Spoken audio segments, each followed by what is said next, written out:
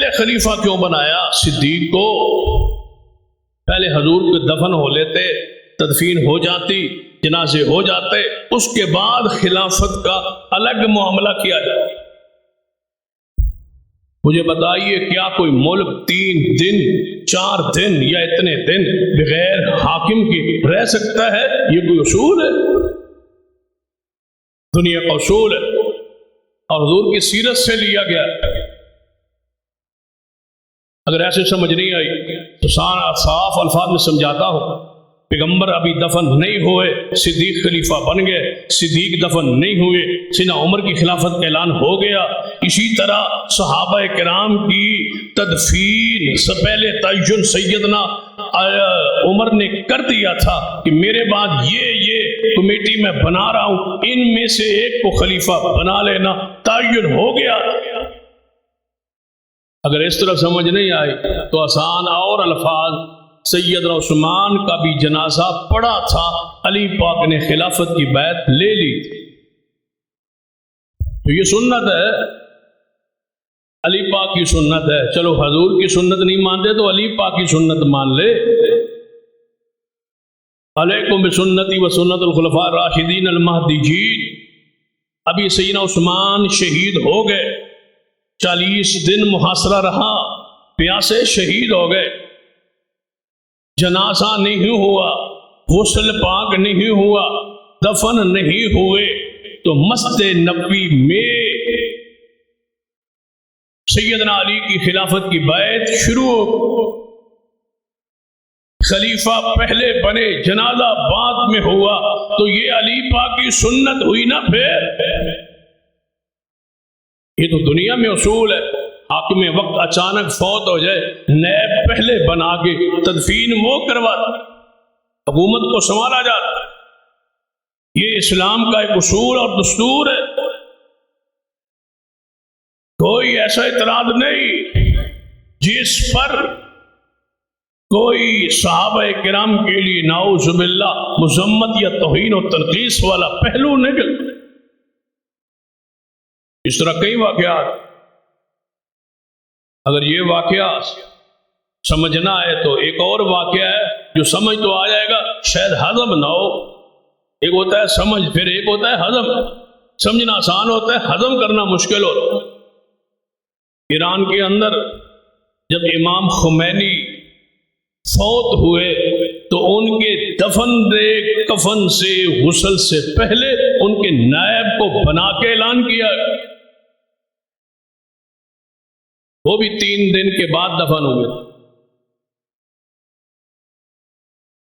تو ان کو نائب کو پہلے بنا دیا۔ تو یہ کوئی انہونی بات، یہ قرآن کی کسی نص کے خلاف ہے یا پوز ہے اندر کا جو ابلتا رہتا ہے اور نکلتا رہتا ہے، اور آپ اس کو سنتے رہتے ہیں، خاموش رہتے ہیں، آپ کو کچھ پتہ ہی نہیں ہوتا۔ بھائی ایک بندہ کہتا ہے بھائی جی وہ غسل کفن دفن سے پہلے خلیفہ کیوں بن گئے، تو کیا آپ یہ نہیں کہہ سکتے کہ یہ مسئلہ کوئی قرآن کا ہے کہ خلیفہ بعد میں بنے، غسل کفن دفن پہلے ہو؟ یہ قرآن کی آیت میں لکھا ہوا ہے، یہ حدیث میں لکھا ہوا ہے۔ کیا کمانڈر کی وفات کی خبر سے پہلے نیا کمانڈر بنانا اور پھر اعلان کرنا، کیا یہ بہتر نہیں؟ کیا فوج بکھر جائے، لوگ بکھر جائیں، کوئی حاکم وقت نہ ہو، للامر نہ ہو جس کی بات کو مانا جائے، کوئی بیرونی قوتیں طاقتیں حملہ آور ہو جائیں، کوئی ملک کا نقصان ہو جائے، مملکت کو بچانا فرض ہے، اس کا قیام، اس کا استقام ضروری ہے، جس کو صحابہ نے ضروری سمجھا اور یہ روایات بھری ہوئی ہے۔ اگر ایسا نہ ہوا، لڑے۔ سقیفہ میں لوگ کہتے تھے ایک امیر ہم میں سے ہو، ایک تم میں سے ہو، ہم انصار ہیں، ہم مدینے کے لوگ ہیں، مدینے کے باسی ہیں، ہم نے تمہیں سنبھالا، تم باہر سے آئے ہو۔ جس کو آج کل کے الفاظ میں امپورٹڈ کہتے ہیں، تو تم تو باہر سے آئے ہو، تم تو مکہ سے ہجرت کر کے آئے ہو، مدینہ ہمارا ہے، شہر ہمارا ہے، ہم نے جائیدادیں دی، ہم نے تمہیں گھر دیے، اور یہاں آگے حکومت ہم پر تم کرو، یہ نہیں ہو سکتا، حضور کے بعد خلافت ہمارا حق، یہ انصار نے کہا۔ تو سیدنا صدیق نے ضرور سے، لوگ تلواریں لے کے لڑنے کا، لڑائی کا خدشہ تھا، سیدنا عمر آئے تھے، ابو بکر، وہاں لوگ اکٹھے اور لڑائی کا خدشہ ہے۔ مجھے بتاؤ، امت کو، ریاست کو بچانا ہے یا تدفین اور تجہیز پہلے؟ یہ حضور کا ادب احترام کا تقاضا ہے، اس کو مؤخر کیا جا سکتا ہے، اس کو مؤخر نہیں کیا جا سکتا۔ گئے وہاں صدیق، جب یہ حالت دیکھی، صدیق کو دیکھ کے انصار کھڑے ہو گئے، کہنے لگے اگر اس طرح نہیں ہے تو پھر دو امیر بنا لے، ایک ہم میں سے ایک تم میں سے۔ صدیق نے فرمایا، ایک حدیث ہے رسول اللہ الائمۃ من قریش کہ امام اور خلیفہ قریش میں سے ہوگا، یہ حضور کی حدیث ہے۔ انصار نے جب حدیث سنی اسی وقت کہا ہم مصطفیٰ کی حدیث پر راضی۔ فرمایا امیر ہم ہوں گے، وزراء تم ہو، اولی الامر قریش اور مہاجرین میں سے ہوگا، اور وزراء اور کابینہ انصار سے لی جائے۔ یہ اعلان ہوا، یہ پیکج صدیق نے پیش کیا۔ سیدنا عمر آگے بڑھے، فرمایا ابو بکر پھر قریش میں آپ سے زیادہ حقدار کون ہے؟ ہاتھ پر ہاتھ رکھا، بیعت صدیق کا اعلان ہوا، صحابہ دوڑ پڑے، صدیق کو منبر پہ بٹھا کے آپ کی بیعت شروع۔ پھر سارے محاذوں کو سنبھالا، یہ پہلے دن ہی حکومت کے معاملات کو، ملک کے سیاست کے اولاد کو صدیق نے سنبھال لیا۔ اور اس پر آگے بحث آتی، اور ایک لمبی بحث ہے۔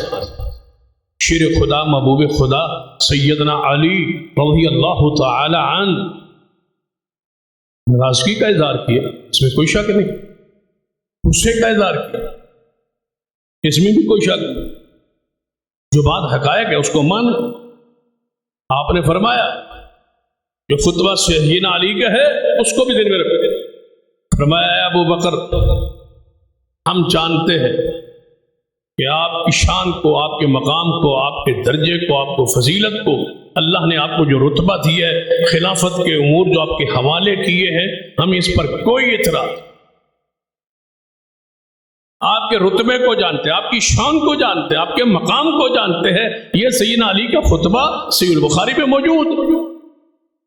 یہاں وبا، بیماری یہ ہے کہ مرضی کے الفاظ کو بیان کیا جاتا ہے، جو مرضی کے خلاف ان کو چھوڑ دیا جاتا ہے، اور ان کو مسلک کا، مذہب کا، گروہ کا حصہ بنا کے اس کو پھیلا دیا جاتا ہے۔ سیدنا علی نے کیا خطبہ دیا؟ اے صدیق، نہ خلافت پر اعتراض، نہ آپ کی بیعت پر اعتراض، نہ آپ کی فضیلت پر اعتراض، نہ آپ کی شان پر اعتراض، نہ آپ کے معاملات پر اعتراض، ہمیں صرف ایک گلہ ہے کہ ہم اس مشافتی اجلاس میں موجود کیوں نہیں تھے جس میں آپ کی خلافت کا فیصلہ ہوا، ہمیں اس میں شریک ہونا چاہیے تھا۔